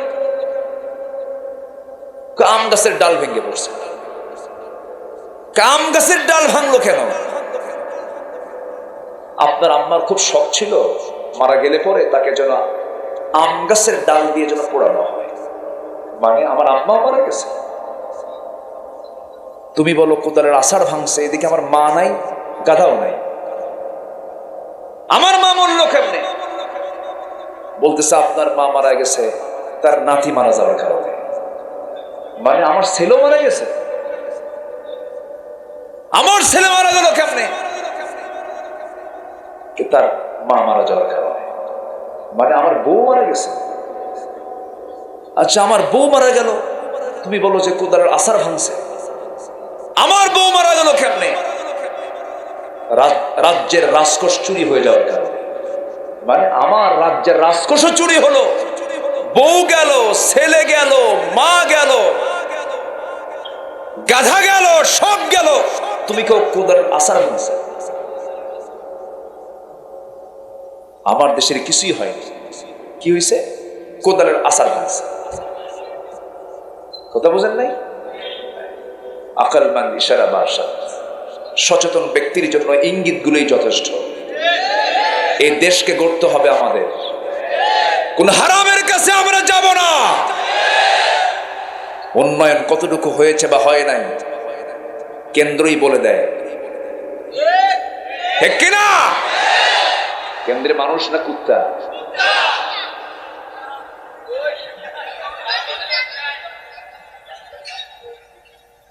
কষ্ট পাচ্ছেন নাকি আপনারা? মন খারাপ করা যাবে না, যা সত্য তাই বলতেছি আমরা, ঠিক কিনা? আমার দিকে তাকা। আল্লাহি আমি কাউকে খুশি করার জন্য অথবা আমার প্ল্যাটফর্ম থেকে আমি একটা মহলকে খুশি করার জন্য বলছি কথা তা নয়। যা লিগ্যাল, ওয়াকুলু কাওলান সাদীদা, যা বলবা সত্য কথা বলবা, কাউকে খুশি করার জন্য বলবা না, আল্লাহকে খুশি করার জন্য বলবা। কথা ক্লিয়ার? কারণ আমি যদি অবৈধ কথা বলি এটা আমার জন্য হালাল হবে না হারাম হবে? হারাম হয়ে যাবে। আজকে আমরা সাবজেক্ট পেয়েছি হালাল গ্রহণ, হারাম বর্জন। কথায় হারাম বলা যাবে না, খাওয়া দাওয়ায় হারাম কিছু খাওয়া যাবে না, লেনদেন হারাম কিছু করা যাবে না। মা আতাকুমুর রাসূলু ফাখুযুহু ওয়া মা নাহাকুম আনহু ফান্তাহু। রাসূল যা অর্ডার দিয়েছেন তা তোমরা গ্রহণ করো, যা নিষেধ করেছেন তা থেকে তোমরা নিজেকে গুটিয়ে রাখো, বারণ রাখো। এটা আল্লাহর হুকুম। আমার ভাইয়েরা, এই দুনিয়া ছেড়ে আমিও যাব, আপনিও যাবেন। আমরা আমলনামাগুলো নিতে চাই ডান হাতে না বাম হাতে? হারাম খেলে, হারাম বললে, হারামে চললে আমার আমলনামা কোন হাতে আসবে? আর হালালে চললে, হালাল পথে থাকলে পরে আমার আমলনামা কোন হাতে যাবে? ডান হাতে যাবে। আমার বন্ধুগণ, ভালো আমলনামা নিয়ে আল্লাহর সামনে আমরা হাজির হতে চাই। সাহাবে কেরাম জান্নাতের সংবাদ পেয়েছেন, কিন্তু এরপরও চোখের পানি ফেলে ফেলে মাঝে মাঝে কেঁদেছেন। সাইয়েদনা ওসমানের মতো মানুষ কাঁদতে কাঁদতে পাগল হয়ে যেতেন। কবরের কথা মনে হলে বলতেন তিনি, ও আমার বন্ধুরা, দুনিয়াতে সব জায়গায় বন্ধু খুঁজে পাওয়া যায়, কিন্তু কবর এমন একটা জগতের নাম কোনো বন্ধুর সুযোগ নাই। পাগলের মতো কাঁদতেন সাইয়েদনা ওসমান। সাইয়েদনা আবু বকর সিদ্দিক রাদিয়াল্লাহু তাআলা আনহু, তিনি কাপড়ের দোকানদার ছিলেন, কাপড় বিক্রি করতেছেন। এমন সময় এক কাস্টমার এসে বলে, আবু বকর, তোমার কাছ থেকে আজ থেকে 6 মাস পূর্বে আমি কাপড় নিয়েছিলাম, এই কাপড়টা আজকে তোমাকে ফেরত দিতে আসছি। কাপড় পছন্দ হয় না, ফেরত নিয়ে নাও। সাইয়েদনা আবু বকর কাপড়টা ফেরত নিলেন, টাকা তার হাতে ফেরত দিয়ে দিলেন। কাপড়টা হাতের মধ্যে নিয়ে তিনি হাউমাউ করে কাঁদতেছেন। সবাই বলে, আবু বকর কান্দো কেন? কি হয়েছে? তুমি তো এমন করে কান্দো না, এমন করে আওয়াজ করে কাঁদো না, তুমি তো ধীরস্থির, তুমি তো শান্ত স্বভাবের মানুষ, চাপা স্বভাবের মানুষ, এমন করে তো কাঁদতে আমরা দেখি নাই কখনো, কাঁদো কেন? তিনি বলছেন, কান্না করার হেতু হলো, কারণ হলো এই যে কাস্টমার, তার কাপড় পছন্দ হয় নাই, তার সমস্যা মিটে গেছে। আমি তাকে টাকা দিলাম, সে আমাকে কাপড়টা দিয়ে গেল, সব মিটমাট হয়ে গেল। কিন্তু আবু বকর যখন মারা যাবে, কিয়ামতের দিন যখন আল্লাহর সামনে আবু বকর হাজির হয়ে যাবে, আল্লাহ যখন অর্জন করা তোর নামাজ, তোর জিহাদ, তোর দান, তোর সদকা, এই যে তুই আমার হাতে দিয়েছিলি, একটা আমলও আমার পছন্দ হয় না, এই আমলগুলো তোর হাতে নিয়ে নে, যা, আমি নেব না। আমি আবু বকর সেই দিন কোথায় যাব? আমি সেদিন কোথায় যাব? আমি কার কাছে গিয়ে ধর্ণা দেব? এই জন্য আমি ডুকরে ডুকরে কাঁদি। যে লোকগুলো দুনিয়াতে বসে জান্নাতের সংবাদ পেয়ে যান, তাদের চিন্তাগুলো কি দেখেন, কি ভয় তারা করেছেন আখিরাতের। এই জন্য আমার বন্ধুগণ, আমলনামাগুলো ভালো করে যত্ন করে রাখতে হবে, যেন আল্লাহর সামনে আমরা জবাবটা দিতে পারি। ডান হাতে আমলনামা নেব আমরা। কি চিন্তা করে তারা চলতেন দেখেন। সাইয়েদিনা ওমরে ফারুকের কথা মনে হয়ে গেল। তার একটা ছেলে ইবনে ওমর, আলীর ছেলে হাসানের সঙ্গে কথাবার্তা চলতেছিল। কথাবার্তা চলতে নিয়ে হঠাৎ করে হাসান রাগে বসে, ছোট মানুষ তো রাগের মাথায় বলতেছে, ওরে ওমরের ছেলে শোনো, বেশি মাস্তানি করো কেন? তুই চাকর, তোর বাপও আমার চাকর। এরকম রাগের ঠেলে কয় না, অনেক কিছু কয় না ছোটবেলায়। তুই চাকর, তোর বাপও আমার চাকর। এই কথাটা নিয়ে সে সোজা চলে এসে বাবার কাছে বলতেছে, আব্বা, আলীর ছেলে হাসান এই কথাটা বললো, আমাকে গালি দিয়ে বললো আমিও নাকি তার চাকর, আপনি আমার তার নাকি চাকর। সাইয়েদনা ওমর ফারুক হাওমাও করে কেঁদে কেঁদে বলছে, আমার কলেজার টুকরা সন্তান সম্পূর্ণ সত্য কথা বলেছে, যা একটা কাগজে সুন্দর করে লিখে নিয়ে আয়, হাসান যেন লিখে দেয় হাসানের চাকর তুই এবং আমি ওমর। এই লেখাটা যত্ন করে রাখবি আমার সন্তান, দাফনের সময় এই লেখাটা আমার দাফনের সঙ্গে দিয়ে দিবি, আল্লাহর সামনে আমি দেখাবো। আমার ভাইয়েরা, জান্নাত পাওয়ার জন্য তাদের কি ফিকির ছিল, কি চিন্তা তাদের মধ্যে লালন করত। ওমর ফারুক যখন শাসক থাকা অবস্থায় তিনি রাষ্ট্রের এক বোতল মধু পেয়েছেন। সেই এক বোতল মধু নিয়ে বাড়িতে আসছেন। মধু শুধু তিনি একা গ্রহণ করবেন না, তার প্রতিবেশী আরো 4 জন, মোট 5টা ভাগ হবে। মধুর বোতল নিয়ে বউয়ের কাছে এসে বলছেন, বউ শোনো, এই যে মধুর বোতলটা রাষ্ট্র থেকে এসে পেয়েছি আমি, এর কিছু অংশ মধু আমি নেব, আর 4 অংশ মধু আমার প্রতিবেশীরা পাবে। সমান 5 ভাগে ভাগ করে একটা অংশ আমাদের জন্য রেখে দিও। এই যে ধরো মধুর বোতল হস্তান্তর করার কয়েক সেকেন্ড পরেই বলছে, বউ আমার, রাগ করো না, আমি তোমাকে ভাগ করতে দেব না, বোতলটা আমাকে ফেরত দিয়ে দাও। এখন বলেন, এই কথা শুনলে পরে সাধারণভাবে বউরা খুশি হবে না রাগ করবে?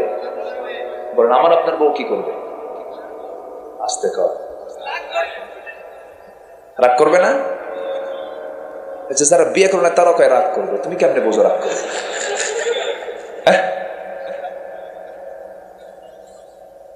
রাগ করবে। স্বামী স্ত্রীর মধ্যে রাগারাগি হয় না?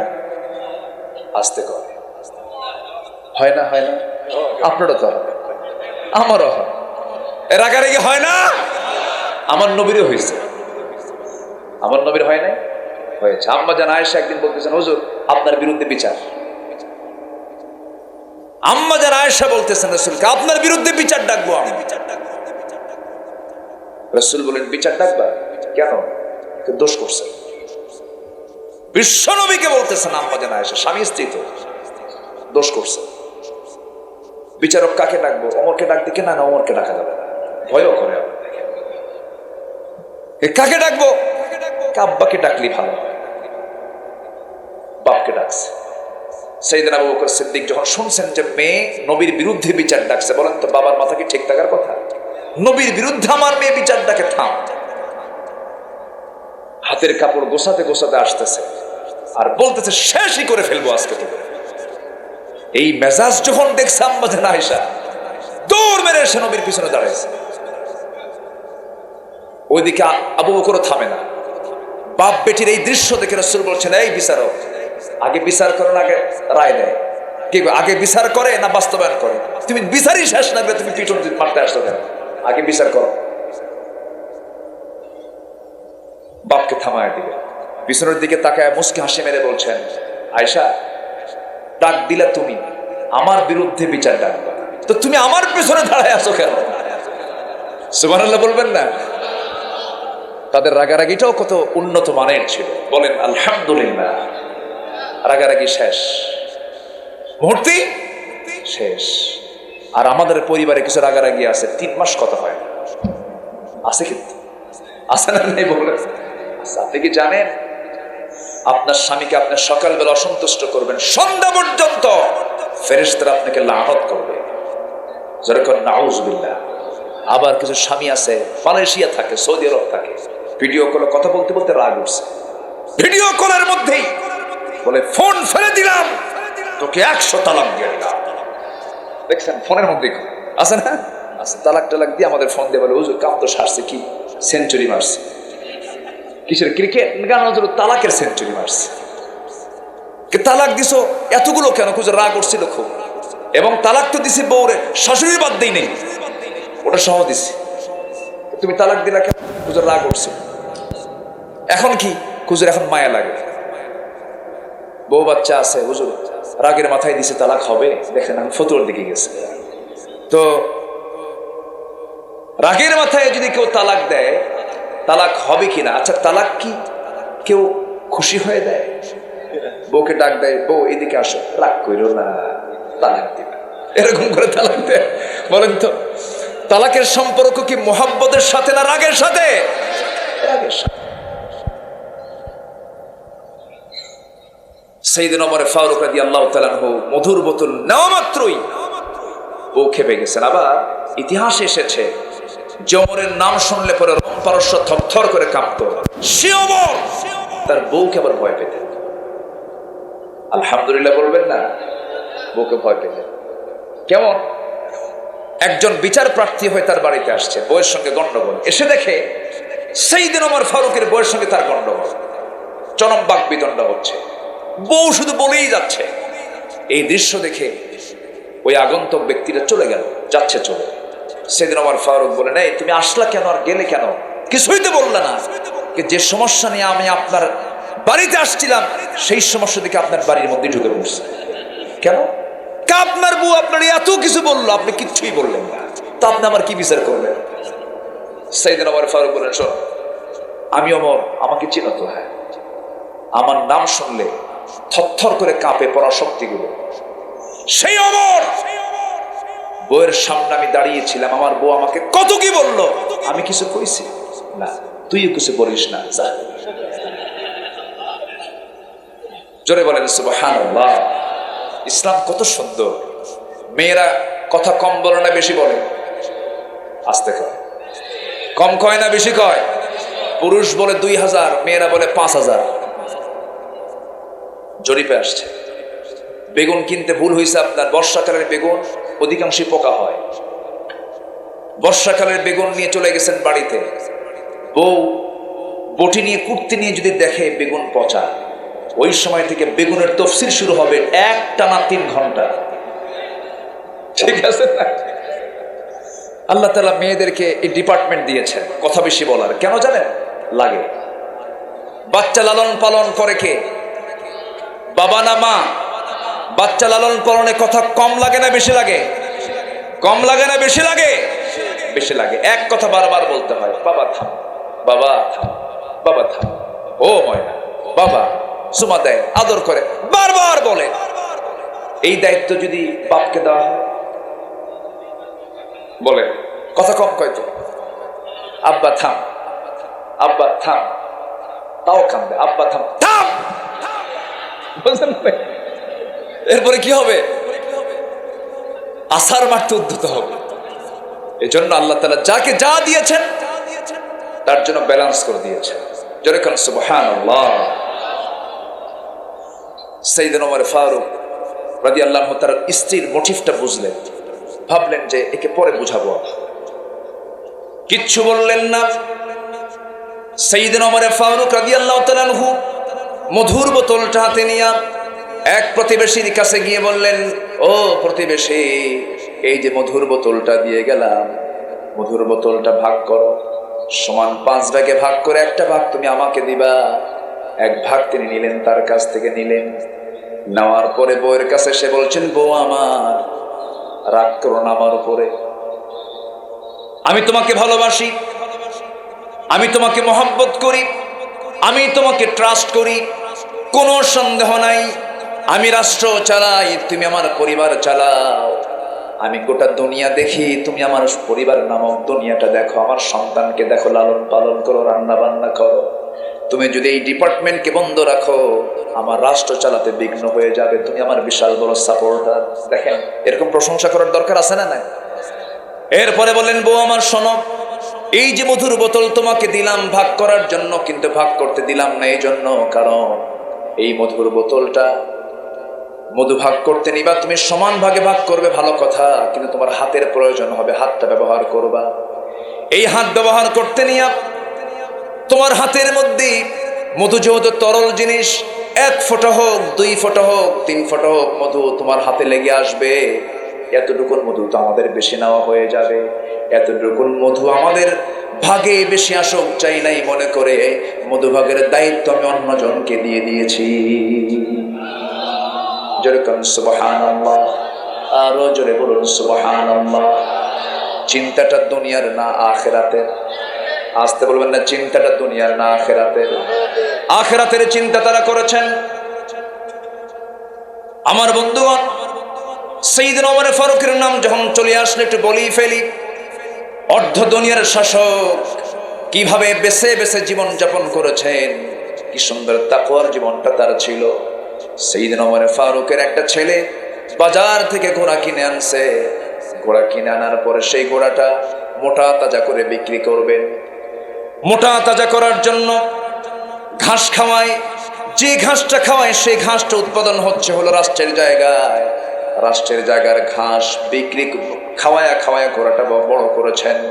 সেই ঘাসটা যখন খাওয়ায়া বড় হয়ে গেছে, ঘোড়া বিক্রি করতে গেছে বাজার থেকে। ঘোড়া বিক্রি করে বাজার থেকে চলে আসছে, টাকা নিয়ে যখন চলে আসছে, দরজায় দাঁড়ায় আছে ছেলে। ওমর ফারুক বলছেন, ও আমার সন্তান, তুমি থামো। ঘোড়া কিনছো কত দিয়া? এত দিয়া। বিক্রি করছো কত দিয়া? এত দিয়া। এই যে তোমার এতটা লাভ হলো, এই লাভের অংশটুকু তুমি কখনো নিজে ভোগ করতে পারবে না, এটা তোমার জন্য হারাম হয়ে যাবে। কারণ ঘোড়া এতদিন যাবৎ যত ঘাস খেয়েছে সেই ঘাস হলো রাষ্ট্রের জায়গার ঘাস।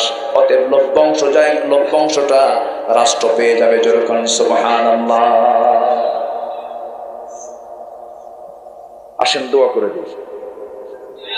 হ্যাঁ, ওঠেকে ধরেন তো, ওই যে ধরেন তো, ওঠেকে ধরেন। কে রাগ করতেছেন নাকি আপনারা? বসেন। কোন চাপ চুপ নাই। কিসের চাপ? সবাই থাকেন ইনশাআল্লাহ।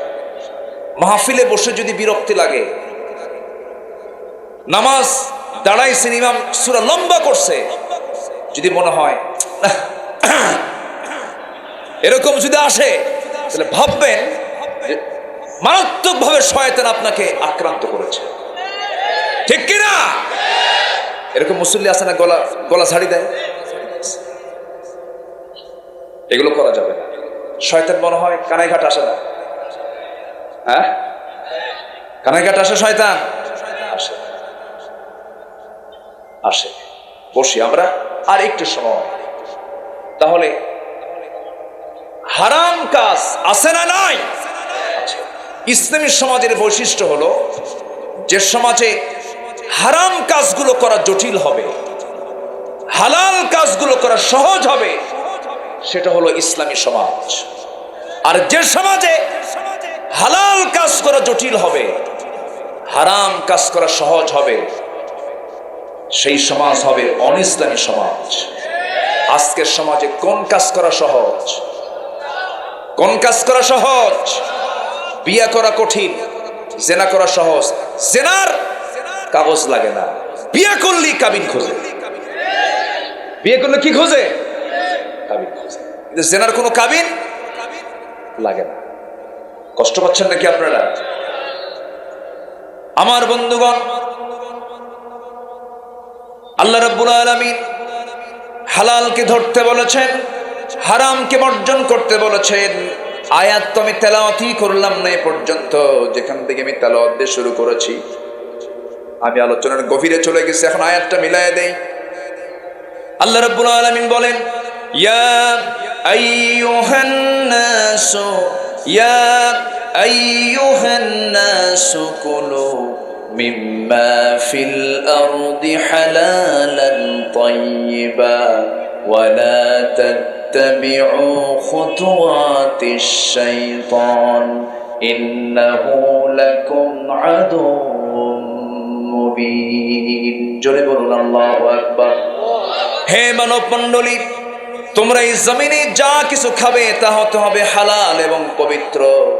হালাল এবং পবিত্র, নাপাক কোনো কিছু খাওয়া যাবে না। মাঝে মাঝে মাহফিলে এসে কিছু কিছু লোক প্রশ্ন করে, হুজুর বিড়ি খাওয়া কি জায়েজ আছে নাকি? মানে উনি জায়েজের চেষ্টায় আছে। মরা মাছ পেঁচ লাগছে একটু। আমার সাবজেক্ট আজকে হালাল হারাম, তো এই জন্য আমি এগুলো নিয়ে আসতেছি বারবার। আচ্ছা, বিয়ে করা এটা হারাম না হালাল? জেনা করা হারাম। আচ্ছা, জেনা যে করা হয় সেও তো নারী, বিয়ে যে করা হয় সেও তো নারী, কিন্তু একটা জায়েজ আরেকটা কি না জায়েজ। একটা শরীয়তের পন্থায় আর একটা শরীয়ত পরিপন্থী, উল্টা কাজ। কাজ কিন্তু একই, কিন্তু একটা রহমত আর একটা গজব। আরেকটা কি গজব। সম্মানিত ভাইরা, ইসলাম যা হালাল করেছে ওর মধ্যে কল্যাণ আছে না নাই? একটু কান লাগায় কথাগুলো শুনতে হবে। আচ্ছা, তালাক ইসলামে আছে না নাই? আচ্ছা, তালাক কি জায়েজ নাই? তালাক জায়েজ আছে না নাই? কিরকম জায়েজ? হ্যাঁ, ফাইন কথা বলেছেন, একজন সুন্দর কথা বলেছেন। জায়েজ, কিন্তু একদম নিকৃষ্ট মানের হালাল, নিকৃষ্ট মান। আরেকটা হলো ভিক্ষা করা, চাওয়া। আপনি কারোর কাছ থেকে চাইছেন, কিন্তু এটা হলো নিকৃষ্ট কাজ। জায়েজ, কিন্তু এই কাজ মুসলমান কখনো করতে পারে না। আল্লাহ তালাককে পছন্দ করেন না, কিন্তু তালাকের পথ রেখে দেওয়ার দরকার আছে না নাই? আচ্ছা, মানব জীবনে থাকতেই পারে, রাখতে হবে। আল্লাহ তাআলা বিয়া নামে সূরা দেন নাই, কিন্তু তালাক নামে সূরা আছে না নাই? নিকাহ নামে কোনো সূরা আছে নাই, কিন্তু তালাক নামে আছে। তাহলে তালাক গুরুত্বপূর্ণ এত। কোন নারী যদি তালাক প্রাপ্ত হয়, তালাক প্রাপ্ত নারীকে অপেক্ষা করতে হবে বৈধ হওয়ার জন্য অন্য কোন স্বামীকে পেতে হলে কয় মাস? ভালো করে কর। ওয়াল মুতাল্লাকাতু ইয়াতারাব্বাসনা বিআনফুসিহিন্না সালাসাতা কুরু। তালাক প্রাপ্ত নারীকে অপেক্ষা করতে হবে 3 কুরু পর্যন্ত। 3 মেনস্ট্রুয়াল টাইম ক্রস করার পর 3 মাস 10 দিন প্রায় অপেক্ষা করতে হবে। আচ্ছা, বিধবা হলে কয় মাস? 4 আশহুরি ওয়া 10। 4 মাস গুনে গুনে আরো 10 দিন। সরাসরি কোরআন। কে বলেছেন? আল্লাহ। কেন? এর আগে যদি বিয়ে হয় হালাল হবে না হারাম হবে? হারাম হবে। কেন হারাম হবে? হালালের উপকারিতা কি আর হারামের ক্ষতিটা কি, জাস্ট এটা বোঝানোর জন্য একটু বলতেছি। পশ্চিমা বিশ্বের চিকিৎসা বিজ্ঞানী তারা গবেষণা করেছেন এই দুটো আয়াতকে সামনে রেখে। কেন 3 মাস এবং 4 মাস অপেক্ষা করতে বলা হলো? স্বামী এবং স্ত্রী যখন ইন্টারকোর্স করে, ইন্টারকোর্স করার পর স্ত্রী জাতি হলো রিসিভ করার জাতি, আর পুরুষ জাতি হলো দেবার জাতি। স্বামী থেকে স্ত্রী গ্রহণ করে নেয়। স্বামীর পক্ষ থেকে আসা যে প্রোটিন, যে ব্যাকটেরিয়াগুলো, এই ব্যাকটেরিয়াগুলো স্ত্রী তার দেহের মধ্যে বহন করতে থাকে। একটানা 3 মাস 10 দিন পর্যন্ত তালাক প্রাপ্তা যদি হয়, 3 মাস 10 দিন মেয়াদের জন্য দেওয়া হয়েছে, 1 মাসে 30% তার শরীর থেকে সে ব্যাকটেরিয়াগুলো বের হয়ে যায়, প্রোটিনগুলো বের হয়ে যায়। 2 মাসে 60%, 3 মাসে 90%, 3 মাস 10 দিনে 100% সে ক্লিয়ার হয়ে যায়। অন্য কোনো পুরুষের সঙ্গে যখন সে সঙ্গমে লিপ্ত হয়ে যাবে, তখন সে কোনো নতুন রোগে আক্রান্ত হবে না। ডাবল প্রোটিন, ডাবল পুরুষের সংমিশ্রণ হলে পরে নতুন নতুন রোগ সৃষ্টি হয়ে যাবে, অসুস্থ হয়ে সমাজ রোগাক্রান্ত হয়ে যাবে, মহামারী রূপ ধারণ করবে। কিন্তু বিধবার ক্ষেত্রে 4 মাস 10 দিন কেন করা হলো? বিধবার ক্ষেত্রে 4 মাস 10 দিন করার কারণ হলো তালাক হয় ঘৃণার সঙ্গী, বিধবা হয়ে যায়, স্বামীর প্রতি তার মহব্বতটা আরো বাড়তেই থাকে। হারে স্বামীটা হারালাম, স্বামীর প্রতি মহব্বতটা থাকার কারণে তার শরীর থেকে তার স্বামীর ব্যাকটেরিয়া প্রোটিন গুলো যেতে আরো 1 মাস 10 দিন বেশি সময় লেগে যায়। যেরকম সুবহানাল্লাহ। তারা গবেষণা করে বলেছেন, এই পৃথিবীতে যদি কোন সুস্থ, কোন চরিত্রবতী যদি কোন নারী তোমরা অনুসন্ধান করতে চাও, সেটা একমাত্র মুসলিম পরিবারের যারা ইসলামকে মেনে চলে সেই সমস্ত নারীর একমাত্র চরিত্রবতী নারী হতে পারে। যেরকম সুবহানাল্লাহ। হালালের ভিতরে কল্যাণ আছে না নাই? আসতে বলবেন না, আছে না নাই? হালাল জীবন গ্রহণ করব আমরা। জোরে বলি ইনশাআল্লাহ, আরো জোরে বলি ইনশাআল্লাহ। হারামকে না বলবো, হালালকে হ্যাঁ বলবো। আল্লাহ কবুল করুন। জোরে বলি আমিন। এবং হারামকে সমাজ থেকে বন্ধ করার জন্য আমাদের কাজ করার দরকার আছে না নাই? সেই কাজ করতে গেলে একা করব না একতাবদ্ধ হব? এর জন্য একটা টিম দরকার আছে না নাই? এর জন্য সংগঠনের দরকার আছে না নাই? আচ্ছা, সে সংগঠন কি বিড়ি খাওয়া সংগঠন, গাঁজা খাওয়া সংগঠন? যে নেতার দিকে তাকালে নবীর কথা মনে হয় না, যে নেতৃত্বের দিকে তাকালে নামাজের কথা মনে হয় না, সেই নেতৃত্ব মানা যাবে না। সেই নেতৃত্ব আমরা মানব যে নেতৃত্ব মানতে গেলে নবীর কথা মনে হয়ে যায়। জোরে বলি ইনশাআল্লাহ, আর জোরে বলি ইনশাআল্লাহ। সৎ কাজের আদেশ, অসৎ কাজের বাধা। তা'মুরুনা বিল মা'রুফ ওয়া তানহাউনা আনিল মুনকার। হারাম কাজ বাধা দাও, হালাল কাজের, সৎ কাজের আদেশ দাও। কার অর্ডার? আসতে বলবেন না, কার অর্ডার? আল্লাহর অর্ডার। আমার ভাইরা, এই কাজের আঞ্জাম দিতে গিয়ে আমার নবীজি মক্কার জুয়া, মক্কার মদ, মক্কার জেনার কারবার গুলো বন্ধ করতে গিয়ে আমার নবীজি মামলা খেলেন, জেল জুলুম খাটলেন, দেশ থেকে বিতাড়িত হলেন, সাহাবে কেরাম বিতাড়িত হলেন, হিজরত করলেন। আমার বন্ধুগণ, আজকে যদি আমরা অন্যায়ের বিরুদ্ধে সোচ্চার হয়ে যাই, আমাদের এমন মুখোমুখি হওয়া লাগতে পারে, কিন্তু আল্লাহর পথ থেকে, দিন থেকে আমরা এক চুল পরিমাণ নড়ব না। জোরে বলি ইনশাআল্লাহ। আল্লাহ কবুল করুন। জোরে বলি আমিন। আরেকটা বিষয় বলি, সেটা হলো সাহাবায়ে কেরাম। আমি একটু গবেষণা করে দেখেছি, যতটুকু ভাঙ্গাচোরা গবেষণা করেছি, এই পৃথিবীতে নবীর পরে সবচেয়ে বেশি দাম কাদের? সাহাবীদের। সাহাবীদের এত দাম কেন বেশি হলো জানেন? এর 1 নম্বর কারণ আমার কাছে মনে হয়েছে, তারা সত্যিকার অর্থে রাসূলকে তাদের জীবনের চাইতে বেশি ভালোবেসেছে। আমাদের একটা গুরুত্বপূর্ণ কাজ আমরা মাথায় রাখবো, চিন্তা লালন করব, আমার জীবনের চাইতে আমি বেশি ভালোবাসবো আমার রাসূলকে। জোরে বলি ইনশাআল্লাহ, জোরে বলি ইনশাআল্লাহ। সম্মানিত ভাইয়েরা, সাহাবায়ে কেরাম জীবনকে উজাড় করে দিয়েছেন রাসূলের জন্য। রাসূলকে এত ভালোবেসেছেন, বদর যুদ্ধের ডাক এসেছে। এক মহিলা সাহাবী 2 বছরের বাচ্চা নিয়ে এসে বলে, হুজুর আপনি একা যুদ্ধে যাচ্ছেন, আমার কোনো স্বামী নাই, আমার বড় কোনো সন্তান নাই, 2 বছরের শিশুকে আপনার হাতে তুলে দিলাম, একে যুদ্ধের ঢাল বানায় নিলেন। সুবহানাল্লাহ। এই জাতীয় অনুভূতি আল্লাহ তাআলা আমাদের মধ্যে জাগ্রত করে দেন। জোরে বলি আল্লাহুম্মা আমিন। সম্মানিত ভাইয়েরা, মাহফিলের এই মাহফিলের একটা সৌন্দর্য হলো, এই মাহফিলটা 19 বছর যাবৎ চলছে। বলি আলহামদুলিল্লাহ। আমি যতক্ষণ কথা বলেছি, আমাকে ধীরে ধীরে আমাকে মনোযোগের দিকে চলে যেতে হচ্ছে, মনোযোগের দিকে আস্তে আস্তে চলে যাব আমরা ইনশাআল্লাহ। যতটুকু শুনেছি আমরা আমল করব। জোরে বলি ইনশাআল্লাহ, আর জোরে বলি ইনশাআল্লাহ। বাড়িতে সবার মা বোন আছে না নাই? মাহফিলে কি মারা বসার সুযোগ পায় এখানে? ও সকলে আছে পৃথক ভাবে। এরপরেও বেলাল ভাই, আমি একটা পরামর্শ দেব, আগামী থেকে এটা ছোট্ট হলেও একটা পৃথক প্যান্ডেল রাখবে, যেন এই আলোচনাগুলো, এটা তো মূল মাহফিল, মূল মাহফিলের আলোচনাগুলো মাদের শোনার দরকার আছে না নাই? আচ্ছা, তার পর্দার নিয়ম রক্ষা করে আসলো, এসে বসলো, শুনলো।